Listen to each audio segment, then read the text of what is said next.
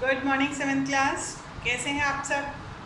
हमने अपना second chapter शुरू कर दिया है जो है न्यूट्रिशन इन एनिमल्स। एनिमल्स में एनिमल्स जो जानवर हैं वो और हम ह्यूमन बींग्स वो सब इंक्लूडेड हैं।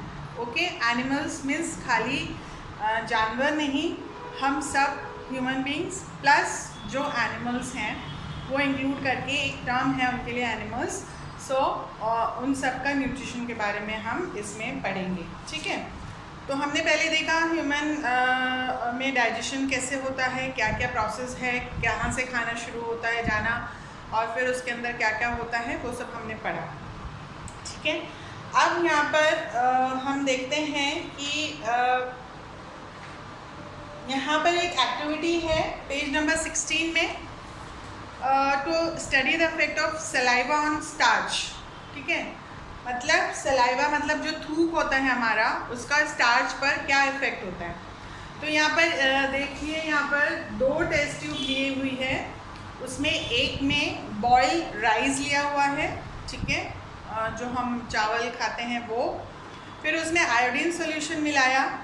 तो वो आयोडीन जो सॉल्यूशन है वो जो स्टार्च है चावल में स्टार्च होता है, ठीक है, तो वो स्टार्च को के कारण जो आयोडीन सॉल्यूशन है वो हमें देता है ब्लू ब्लैक कलर।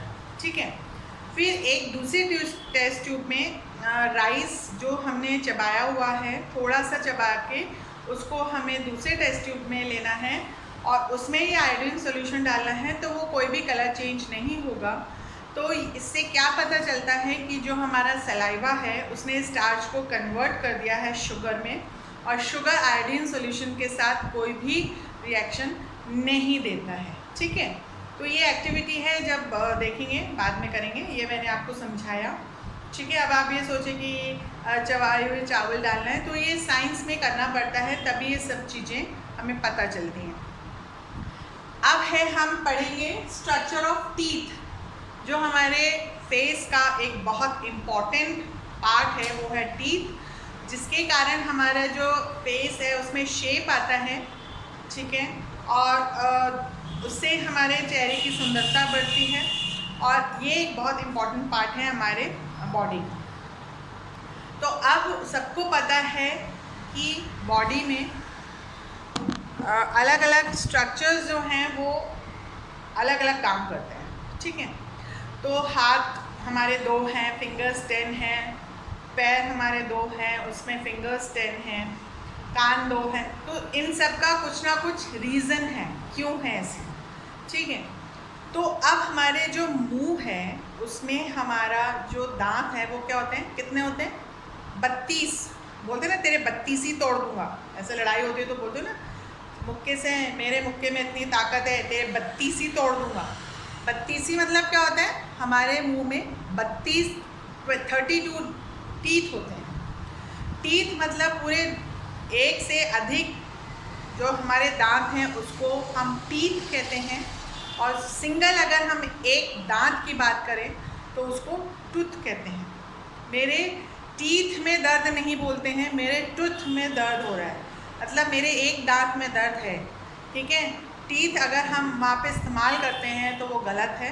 टीथ मतलब बहुत सारे दांत और टूथ मतलब एक दांत। तो ये आपको करेक्शन करना है अगर हम कुछ गलत बोलते हैं। अब हमने देखा, हम शीशे में हम ये पढ़ के देखेंगे अपने दांत, हम मुंह खोलेंगे तो ये आपको दिखेगा, यहाँ पर एक स्ट्रक्चर दिया हुआ है। ठीक है, तो यहाँ पर हमें कुछ दांत दिखते हैं। तो ये हमारा अपर जॉ है और ये हमारा लोअर जॉ। तो अपर जॉ में 16 टीथ हैं, लोअर जॉ में 16 टीथ हैं, तो दोनों मिला के हमारे हो गए 32।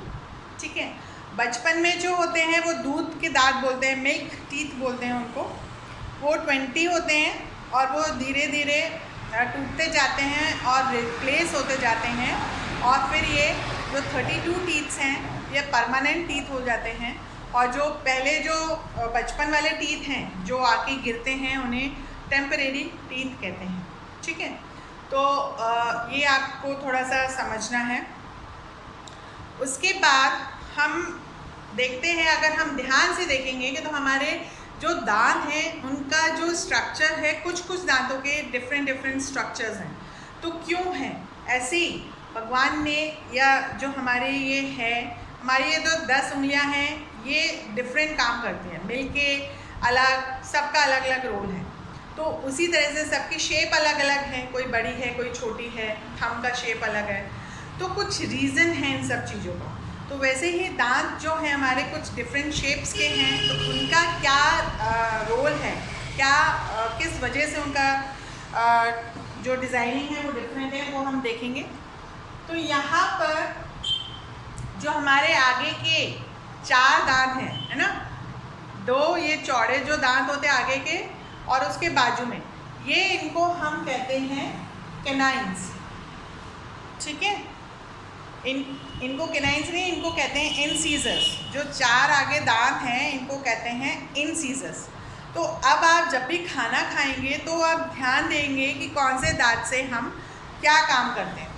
अब ये जो दांत हैं हम क्या कैसे करते हैं, अगर हमने मूंगफली खाया तो हम मूंगफली को यहाँ पे दबाते हैं, हम बाजू में यहाँ पे पीछे नहीं दबाते मूंगफली को खाने के लिए, है ना, फोड़ने के लिए हम यहाँ से थोड़ा थोड़ा प्रेस करते हैं और वो मूंगफली फूट जाती है और उसके अंदर हम जो है उसके नट्स खाते हैं। तो ये जो इंसीजर्स हैं इसका रोल डिफरेंट है। अब इंसीजर्स के बाद में 2 पॉइंटेड टीथ होते हैं, ठीक है, वो कहलाते हैं कैनाइन्स। पहले जो 4 टीथ हैं उनका जो सरफेस है ये फ्लैट होता है, फ्लैट एज के होते हैं, इनको इंसीजर्स कहते हैं। ये 4 इन नंबर्स होते हैं। जो ये कैनाइन्स हैं ये पॉइंटेड होता है, ये बाहर निकला होता है, और इससे हम, आपने ध्यान दिया, गन्ना वन्ना अगर हम खाते हैं तो हम ये साइड में लेके, हम सामने से गन्ना नहीं छीलते हैं, हम ये साइड में से गन्ना छीलते हैं। तो ये जो कैनाइन्स हैं ये 2 इन नंबर्स हैं, हर जॉ में 2, मतलब टोटल 4 हो जाते हैं। ठीक है, तो इसका रोल अलग है। उसके बाद आते हैं प्री मोलर्स। प्री मतलब पहले, मोलर्स के पहले जो टीथ होते हैं उन्हें प्री मोलर्स कहते हैं। ये चबाने के काम आता है। ठीक है, भोजन जो हम खाना खाते हैं उसको हम जो चबाते हैं, जिसको हल्का चबाना या वो काम आते हैं। और जो मोलर्स हैं, जो पीछे वाली दाढ़ जिसको बोलते हैं, वो जब हम खाने को, जैसे कोई हार्ड फूड है उसको हम चबाते हैं तो उसके काम आते हैं। तो ये डिफरेंट टाइप के जो टीथ हैं हमारे मुंह में, ये इंसीजर्स 4 अपर जॉ में, 4 लोअर जॉ में। तो टोटल नंबर कितना हो गया, 8 कैनाइन्स, 2 अपर जॉ में, 2 लोअर जॉ में, तो हो गया 4 प्री मोलर्स, 4 अपर जॉ में, 4 लोअर जॉ में, तो ये हो गया 8।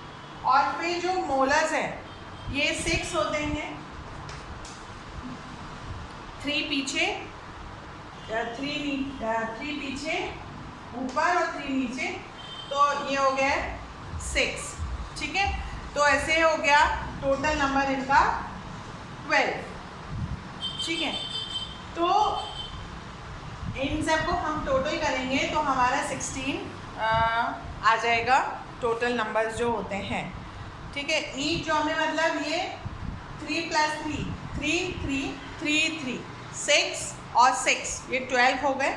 और इस तरीके से ये हमें हमारे दांतों का स्ट्रक्चर हमें खाने में हेल्प करता है। तो जब भी आप खाना खाएंगे तो आप उसको ऑब्ज़र्व करेंगे कि कौन से खाने में हम कौन से टीथ को ज़्यादा काम में ले रहे हैं। ठीक है, तो ये स्ट्रक्चर आपको बनाना है, पूरा अच्छे से बनाना है, और ये टेबल्स भी आपको बनानी है और समझनी है और याद करना है। ओके, अब आगे हम जाते हैं। अब है structure of tongue. Teeth important है, टंग उससे भी ज़्यादा इम्पॉर्टेंट है। ठीक है, तो अब क्या होता है, खाना हमने चबाया, अब अगर आप इमेजिन करिए, अगर हम जीभ पकड़ लेते हैं तो हम बोल नहीं पाते हैं, है ना। अभी आपने इमेजिन किया, ऐसे पकड़ के अगर हम बोले तो हम बोल नहीं पाते हैं, कोई कुछ समझ नहीं पाएगा कि हम क्या बोल रहे हैं। तो इसका मतलब क्या है कि टंग हमारे लिए बहुत इम्पॉर्टेंट है बोलने में। इसमें थूक जो है वो खाने को डाइजेस्ट करने में बहुत इम्पॉर्टेंट है। वो थूक नहीं बनता है तो खाना डाइजेस्ट नहीं होता है प्रॉपरली और प्रॉब्लम्स होती हैं, ठीक है। तो ये सॉफ्ट है, 32 दांत के बीच में ये टंग रहती है और इसका बहुत इम्पॉर्टेंट काम है। और इसमें बोलने हमारा शेप, इसके अलावा इसका क्या काम है टंग में।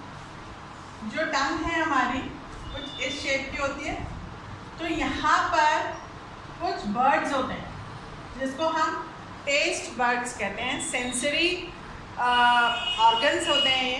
यहाँ पर हम जो खाना खाते हैं उसमें हमें जो टेस्ट आता है, तो यहाँ पर कुछ बर्ड्स होते हैं जो हमें उस खाने को पता लगाने में हेल्प करते हैं कि खाना मीठा है, नमकीन है। तो 4 प्रकार का जो खाना है वो हमें इस टेस्ट बर्ड से पता चलता है। जो टिप है इसमें हमें पता चलता है कि ये हमारा खाना मीठा है, ठीक है। तो यहाँ पर कुछ सेंस ऑर्गन्स होते हैं, सेंसरी बर्ड्स होते हैं, ऑर्गन्स नहीं बर्ड्स होते हैं जो हमें खाने को मीठा पता लगाने में हेल्प करते हैं। फिर उसके बाद है सॉल्टी खाना पता चलता है कि नमकीन खाना है या नहीं है, नमक है खाने में या नहीं है। और नमक के बाद है सोल।